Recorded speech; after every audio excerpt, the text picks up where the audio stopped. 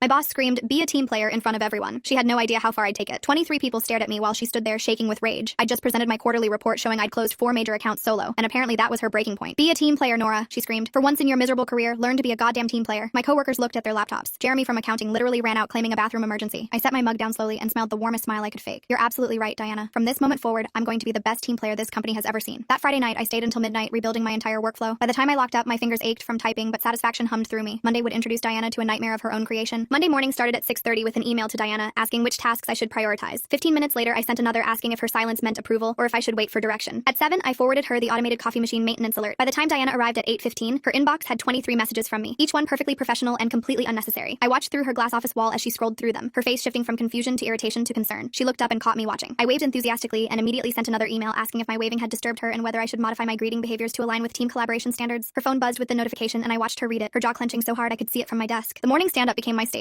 I arrived early and rearranged chairs into a tight circle for better team energy. When Diana walked in looking exhausted, I suggested an icebreaker activity to strengthen our collaborative bonds. She tried starting the regular agenda, but I interrupted, proposing we share not just daily tasks but emotional states and how they might impact our ability to support teammates. Several people stared at me like I'd lost my mind. Diana's jaw tightened as she said we didn't have time for therapy sessions. I nodded thoughtfully and pulled out my phone, sending her an email documenting her resistance to team building activities. I copied HR and noted I wanted to ensure we were creating an emotionally supportive environment per her Friday directive. The notification popped up on her laptop screen in front of everyone. My database update project normally took 2 hours working alone. Instead, I scheduled a 90-minute collaboration session with Diana to review my approach before starting. She canceled twice. I sent increasingly concerned emails wondering if her cancellations meant she no longer valued collaboration or if I'd somehow offended her. She finally showed up looking ready to murder someone, and I spent the entire session asking her opinion on the most granular details imaginable. Should I alphabetize by first or last name? What font size properly balanced readability with professional aesthetics? Every time she told me to use my judgment, I looked wounded and reminded her she'd explicitly told me to stop working independently. I took detailed notes on every answer, reading them back to confirm I'd captured her guidance accurately. The actual update still wasn't done 3 days later. The emails multiplied exponentially. Every decision, every thought, every minor question got documented and sent to Diana with detailed requests for input and approval. I forwarded motivational quotes about teamwork each morning with personal notes about how her leadership inspired me. I sent articles about communication strategies asking if we should implement the frameworks. My Outlook tracking showed she opened every single message, probably because she couldn't figure out which ones were actually important. Coworkers started whispering about my personality transplant. Jeremy asked if I was feeling okay. I told him I'd never felt better and asked if he wanted to schedule a collaboration session to discuss his concerns about my behavioral changes. His expression said he thought I'd had a breakdown. Wednesday, I scheduled a collaboration review with Diana about the Westfield account, our biggest client. She tried handling it over email to save time. I responded that email felt impersonal and didn't honor the collaborative spirit she'd instilled in me. I really needed face-to-face guidance to represent our team values properly. She agreed to meet, but when she arrived, I had Keith from operations and Samantha from marketing already in her office. I thought cross-functional input would be valuable for my collaborative approach. Diana's eye twitched hard when she saw them. We spent 2 hours discussing a proposal I could have written in 40 minutes. By the end, Keith and Samantha looked traumatized and Diana's hands were shaking. She stood up abruptly, and what she said next made everyone in the office freeze. Full story is linked below or on my channel.